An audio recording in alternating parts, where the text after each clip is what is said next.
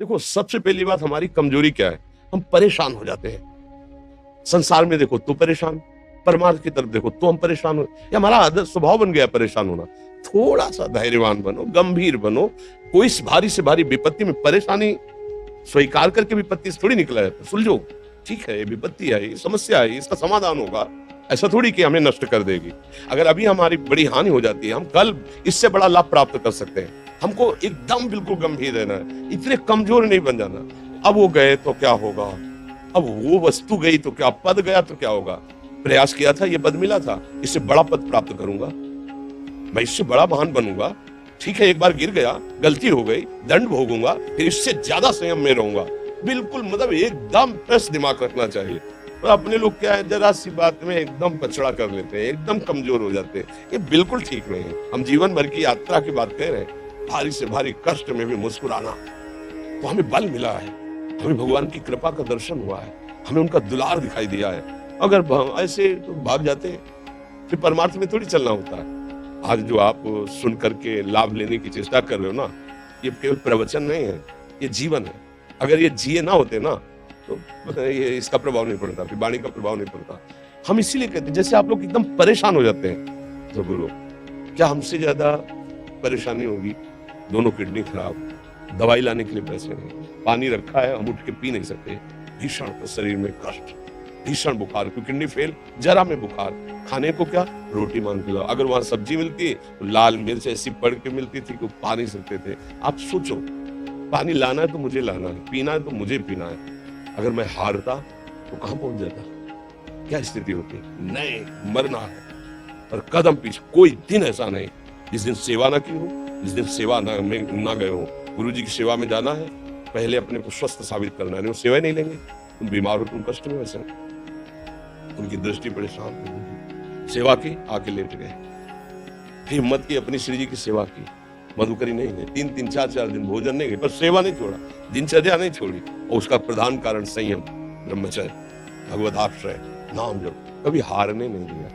अभी भी थोड़ी देर बाद डायलिसिस होगा, हारने, आपको हारे हुए नजर आ रहे हैं। शरीर में पीड़ा है, किडनी फेल है, ऐसा थोड़ा स्वस्थ बैठे, पीड़ा है, बार बार प्यास लगती है, थोड़ा थोड़ा पानी मिलता है, हल, लेकिन हम आनंदित हैं, हम प्रसन्न हैं। हम लड़ाई में हारे नहीं हैं, ना हारेंगे, हम जीत चुके हैं। हम अपने मालिक के भरोसे में अपना सब बात, तो वो, ये हम अपनी बड़ाई नहीं बता रहे, हम आपको बता रहे समस्या। सोचो, तुम्हारे पास तो माँ है, भाई है, बहन है, परिवार है, कोई ना कोई तो है ना। मेरा किसी ने कभी जीवन में ध्यान भी नहीं दिया, क्यों? बचपन से बाबा जी बन गए, किसी से प्यार नहीं, किसी से संबंध नहीं, कोई जानकारी नहीं, हम कहाँ हैं, वो कहाँ है, किसी से कोई मतलब नहीं। जवान साधु कौन श्रद्धा करे? कभी गांव जाने की हिम्मत नहीं पड़ती कि रोटी मांग ले। पता नहीं लोग क्या सोचेंगे, क्या भावना कर ले। हम दरवाजे पे खड़े हैं, क्या कैसी भाव, जो हमारे सामने आकाश वृत्ति से आया यौवन अवस्था में, वही पाया है, अन्यथा भूखे रहे। जब हम हर समय अपने को विवेक के द्वारा सावधान रखे, तो हम कभी निराश नहीं हुए, कभी उदास नहीं हुए, कभी ऐसा नहीं लगा कि यार हम दुखी, कभी नहीं लगा। उसी का फल है कि उस सुख का संकेत मिल गया जहां दुख की निशानी भी नहीं, वही उसी के बच्चे हो। हम सब उसी धातु से बने हुए हैं। हम इतना क्यों परेशान हो जाते हैं? हम ये देखते हैं, अपने लोग थोड़ी बात बिगड़ गई परेशान, नहीं बिगड़ी तो बिगड़ जाने की संभावना में परेशान है। आज सुख है, लेकिन कल सुख छिन जाएगा, तो हम आज के सुख में सुखी ना होकर कल के दुख के आने की संभावना में हम भयभीत हो। मतलब क्या हमारी सोच रह गई? हमको इतना बलवान बनना है कि सुख और दुख दोनों हमको छू न सके। भारी से भारी सुख की व्यवस्था है तो अहंकार रहे, हर्षित होकर किसी का अपमान न करें कि हम धनी, हम पदाधिकारी, अमुक। भारी से भारी दुख आया तो हमें किसी के सहयोग की जरूरत नहीं, हम फिर अपने कदम बढ़ाएंगे, हम फिर जुड़ी हुई अपनी भावनाओं को सजाएंगे। मस्त जीवन, एकदम तुम अविनाशी के बच्चे हो।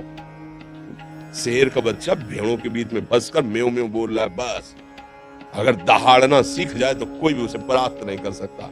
ऐसे भगवद अंश, तू प्रपंच में फंसकर अपने को इतना दीन क्यों देख रहा है?